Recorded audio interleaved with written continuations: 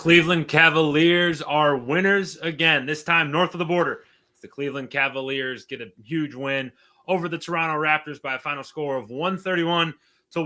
Anthony Moeglin alongside my partner and Cavs insider. Can we call you an insider yet, Spin?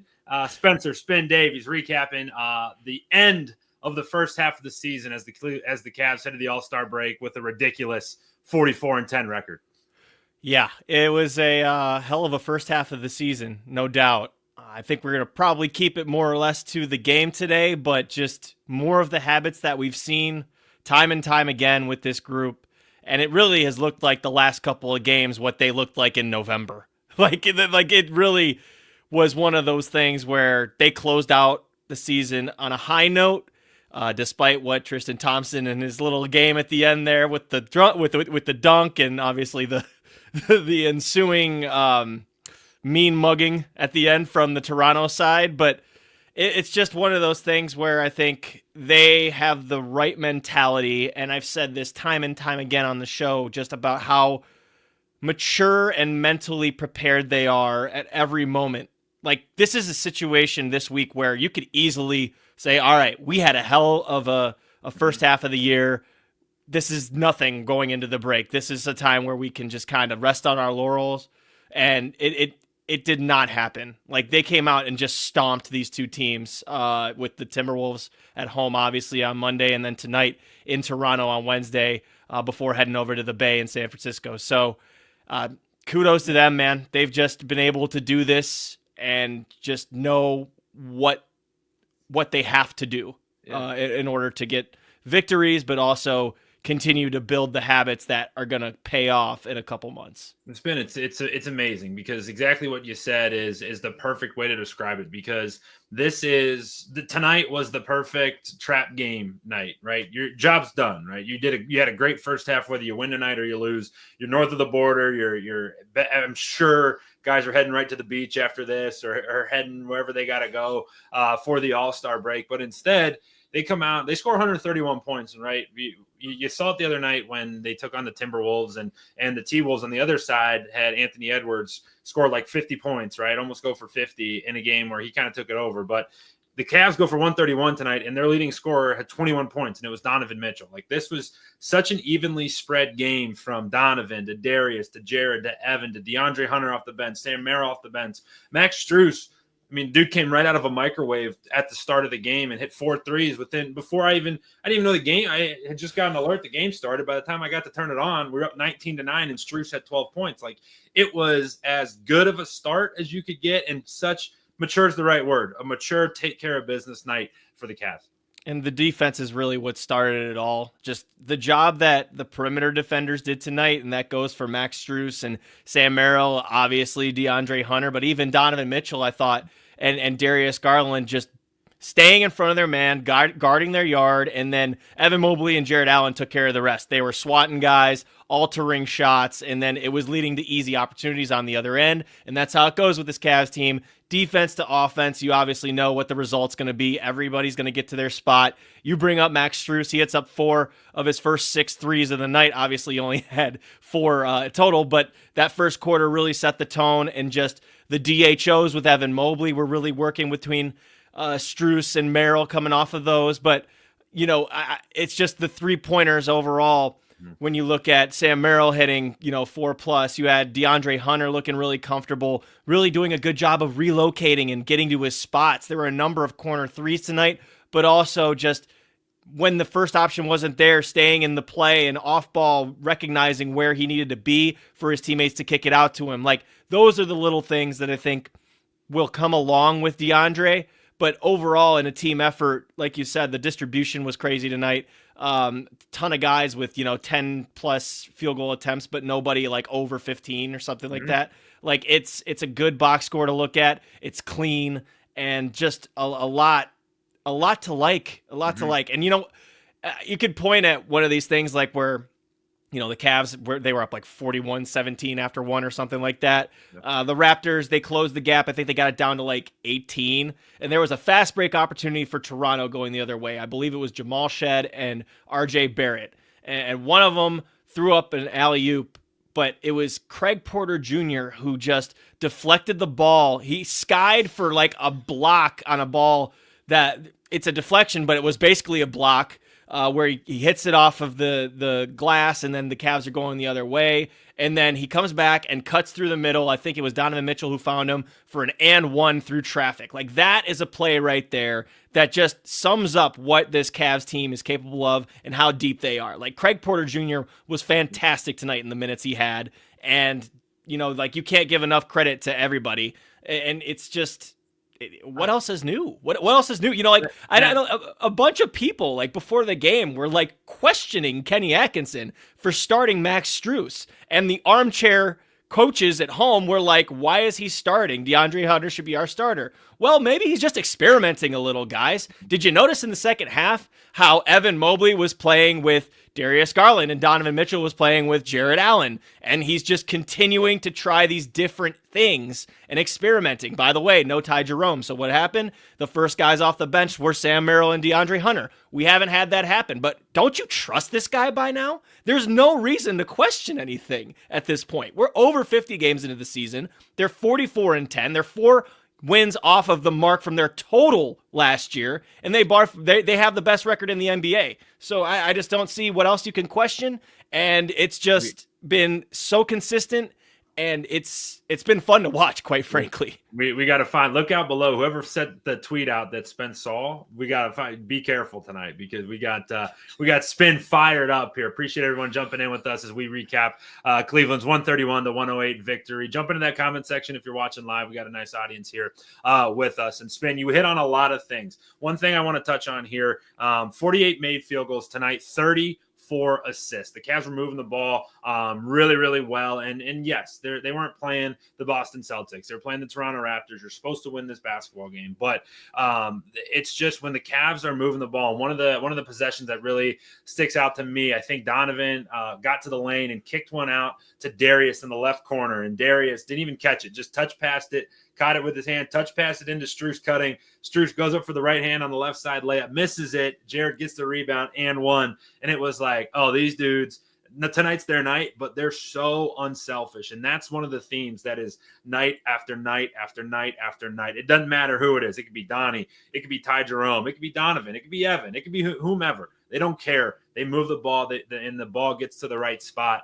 And when they're doing that, that's a fun brand of basketball to play and to watch, but also it's damn near impossible to stop. And they rarely force. They're so patient with it, too. Like, they will take as long as it takes in the shot clock to make sure that they get the great shot, not the good shot. And that's the game of basketball, man. You want to play a team game, you're going to swing it around. I think that Max Strus is one of the best at doing that. He's an advancer. He's somebody that I think doesn't get enough credit for being a mover, right? Like, he is doing it off the ball when he's cutting and creating all that havoc off the ball, but also when he has the ball in his hands, he's snap passing. I think that those, and reversing the ball across the outside when there's 5 out, those are the things that I think you have to really appreciate when, you know, the guys that get the shine are going to be the core 4. And we know that Donovan Mitchell, like you said, had the scoring tonight, and it was, you know, his night as far as like being the guy that's putting the ball in the basket. But like, everybody contributes to this. And, you know, Sam Merrill again, like, you know, 4 threes. I think at one point, like through the first 2.5 quarters, him, DeAndre Hunter, and Max Strus all had 4 threes. Yeah. It's like, you know, like, pick your poison at that point. Like, who do you guard? Who do you guard? It's just, and, you know, health willing, like, this is a tough team to stop offensively. And if they figure it out defensively consistently, and they start turning guys over again like they were in the early parts of the season, and they win the possession game as Kenny Atkinson always outlines, they're going to be a tough team to take out, man. They really are. And this was, don't forget too, this was out without Ty Jerome tonight too. It's been one of the possessions that really stuck out to me was that Toronto had the ball, and it was DeAndre Hunter was on the court with Evan Mobley and Jared Allen, and they were guarding the forecourt, and they just like kept switching, and you didn't know who. They all look the same. They're huge. Like Evan Mobley and DeAndre Hunter are damn near carbon copies of each other. Mobley a little bit taller than Hunter, but they got the long arms. They're lanky. They reach. Even there was one closeout that Hunter had on Scotty Barnes. Barnes ended up making the jumper over top of him. But like well contested, and he gets that hand right in your face, man. And that is just, his wingspan is so long, and they complement them each other so well. And Spin, you talk about this box score. You got contributions from every person who came into the game scored except for your boy Luke Travers, the only one who didn't get a bucket in there. But you had 7 guys in double figures: Sam Merrill and DeAndre Hunter with 16 and 18 points respectively coming off the bench. Mobley was finished with 12, Jared with 13, Darius with 15, Donovan with 21, Strus with 14. You get double doubles from Evan and Jared Allen with 15 rebounds from Evan and 10 rebounds from Jared. I mean, it's a joke. I know, again, it wasn't the best competition. You're not playing the reigning champs here, but just the balance of this roster. Donovan Mitchell led the way with 29 minutes played. Like, these guys didn't even play 30 minutes, and they all contributed at high rates. And it's funny with Donovan because the first half, I feel like his jumper was broke. Like he was shooting the ball, and it was almost breaking the backboard with some of the shots that he took. But I mean, he's always going to course correct. He's somebody that, as Kenny refers to him as, and just the rest of the team too, is just someone that just stays right here. It's the equilibrium. It's right in the middle. And I think that attitude drips down to the rest of the guys, and it's just like a calming presence almost.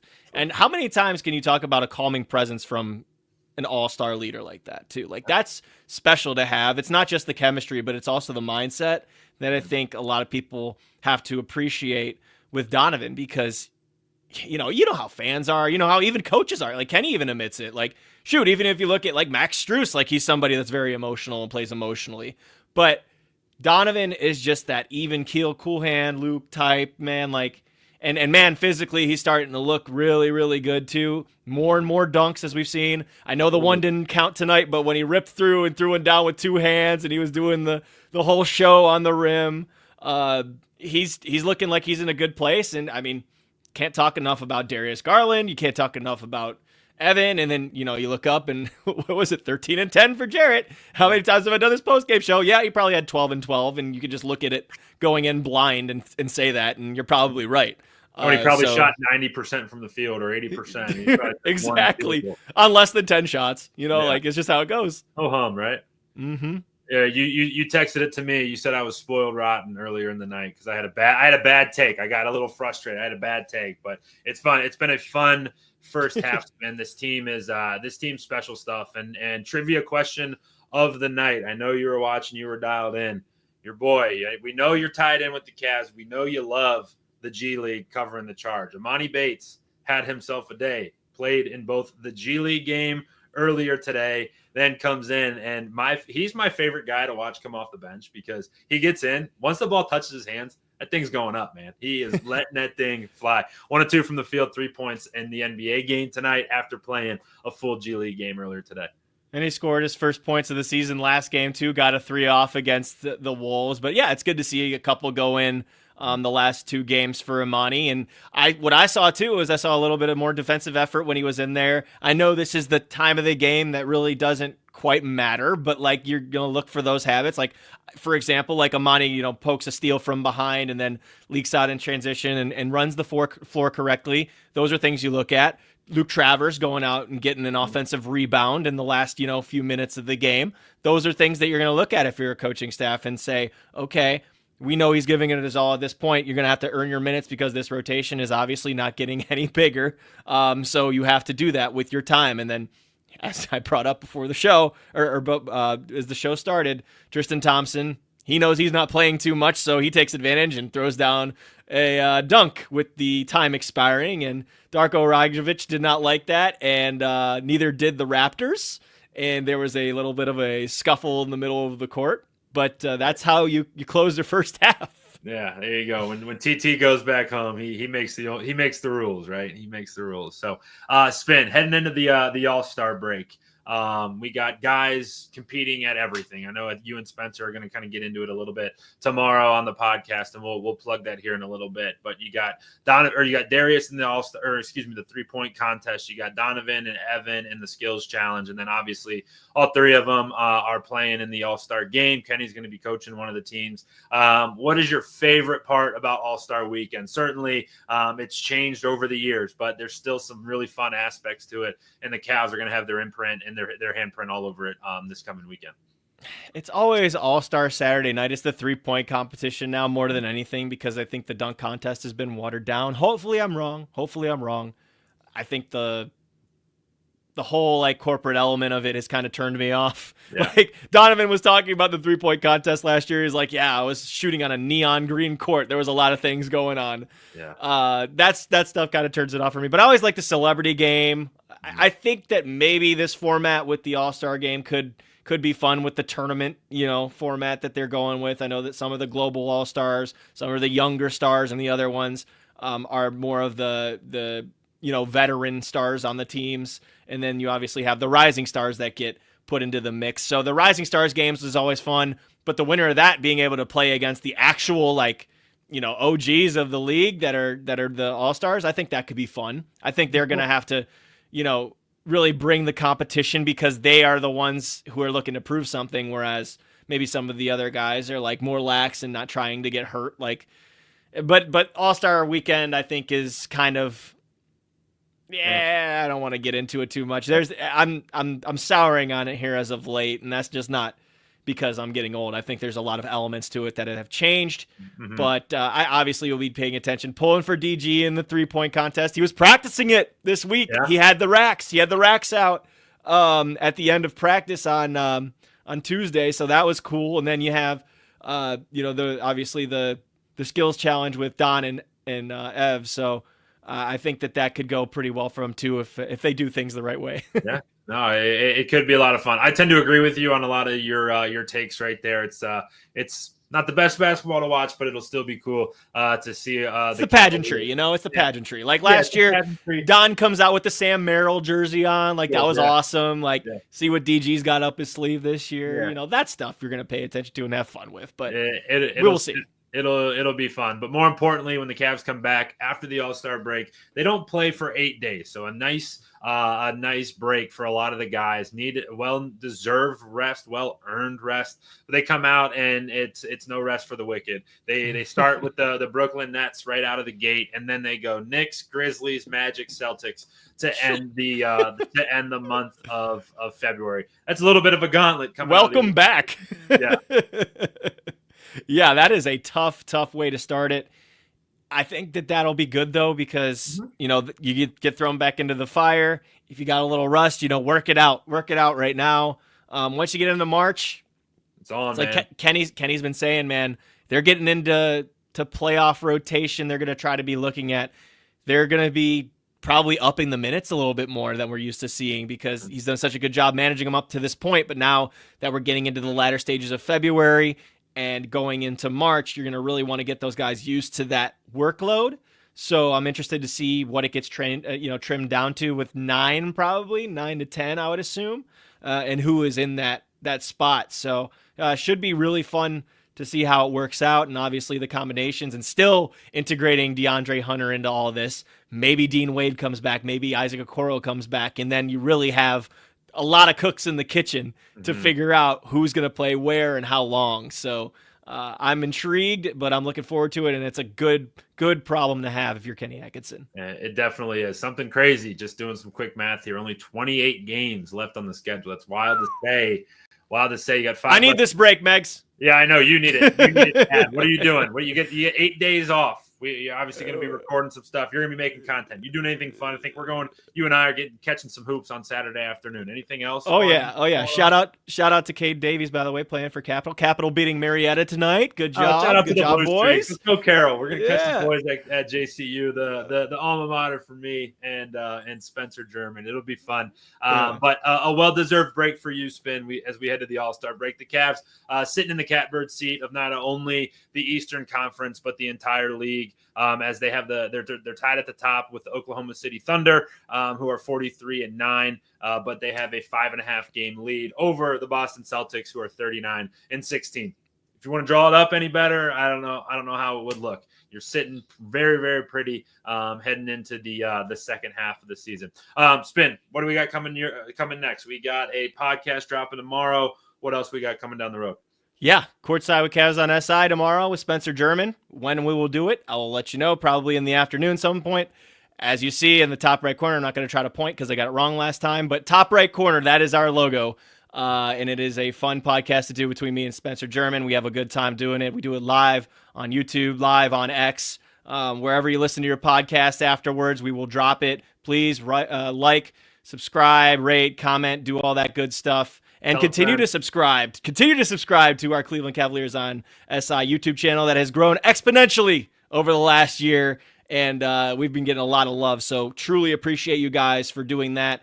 It's been really fun to grow this thing, and hopefully you're appreciating the coverage as much as we appreciate providing it. So that's really all I have. I'm probably going to push some videos from some, evergreen content from Kenny Atkinson's pregame press conferences the last couple of times that I've shot some video just to get some stuff up over the break. Make sure you don't lose out on your Cavs coverage, even though they won't be playing. Still have plenty of it for you on X and Twitter. So thank you guys. I really appreciate it, and I'll send it to Megs to close us out here. Couldn't have said it much better. Hit to that site right below me, si.com/NBA/Cavaliers. We got a bunch of written content for you. If you're watching on Twitter, get over to the YouTube channel, subscribe. If you're watching on YouTube, head over to the Twitter page, like, follow, subscribe, do all the things, and take a break. Cavs 44-10 heading to the All-Star break. An awesome start to the first half of the season, and it's leading up to what's going to be a very, very fun spring and hopefully a long trip into the month of June.